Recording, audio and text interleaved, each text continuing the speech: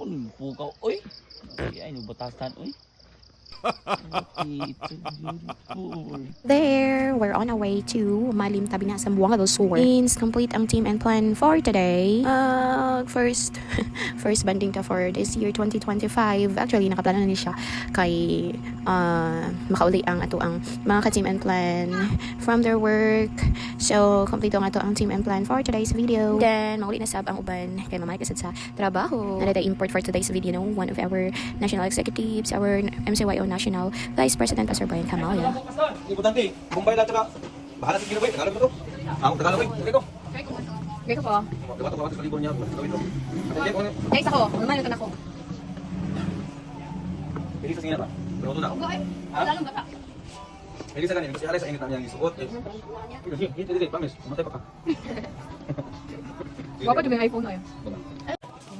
Ngayon ko tanan. Naon? Bila may pinikak ba? Ngayon ko tanan. Ano to? Siguro. Wapak mo na nila. Ayaw ko na sus. Ay, dapat kaya sa sus.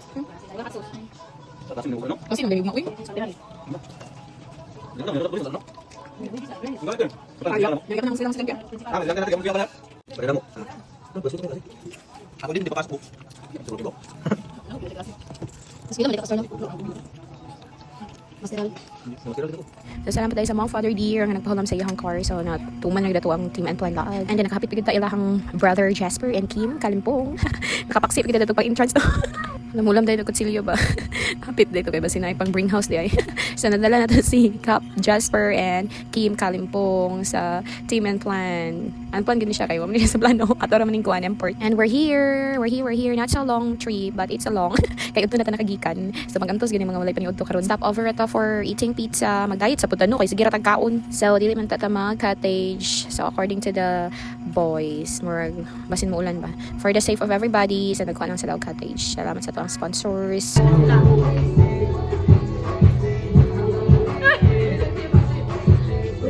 Siyempre, there is a team and plan ng mga boys ginawa mga magkikay. Panisya na dito ang bisita nga nang pabili nito sa Mindanao. Yan nagpalaulahin ni sa iyang flight. Ito nang palutuon, pahikayon. So, siya na yung maningkamot sa kanya pagsabot ako ang mga ipang-storya diya. This is purely Bisaya. Pwede sa basa palibot kay grabe kay video kay Apikas kay video kay po sa Pikas. Kay this is January 1st. So mostly ang mga katauhan is mga sa beach to celebrate New Year kay mga hangover. Mga kung ano wala katulog. Our always chef cook for every log we have in team and plan. Our really active papu, you know. And salamat tayo sa mga sponsor sa ulo sa baboy. Ang baboy. Nasad na ang baboy kay barbecue na siya later. Iba na lang may kanin niya. Galon. Naglungag naman. Nanay nilungag.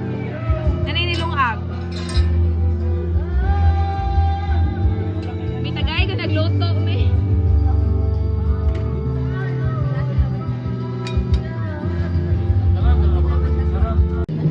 Nanatuhog na ang ulo ni Bakit.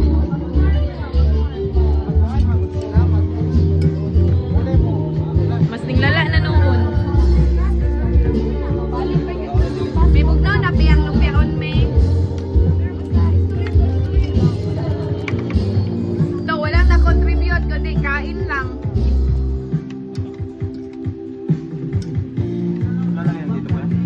Go, go, go! It's your day! Go, go, go! Go, go, go, go! Bilis! Bilis, pastor! Bilisan mo kumain dyan. Malaw kang pastor, may video. Ganun. Hindi ako ano eh. So, busy much kayo ang mga except us.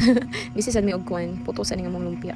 Yeah, mo ni best recipe sa team and plan. Every lag we have digit pwede walay lumpia, no? Kaya masuko gid si Bakid basta walay lumpia. So, wa pa dyan may kaligo. Medyo taob na dyan ang dagat pero wala pa kaligo kay naghikay pa for our food for tonight. And then, nalibog pa sila unsaon nila pagtuyok ang baboy. Nagplanning pa sila sa pagtuyok. So, may ganina si Cap Jasper. Wala na may ka-invite o mga lain pa kay due to the scarcity of transportation. Magani, kinakahulang pa yung sakyanan sa tuang powder gear. So, that's our first part of this vlog and see you in our second part. Bye!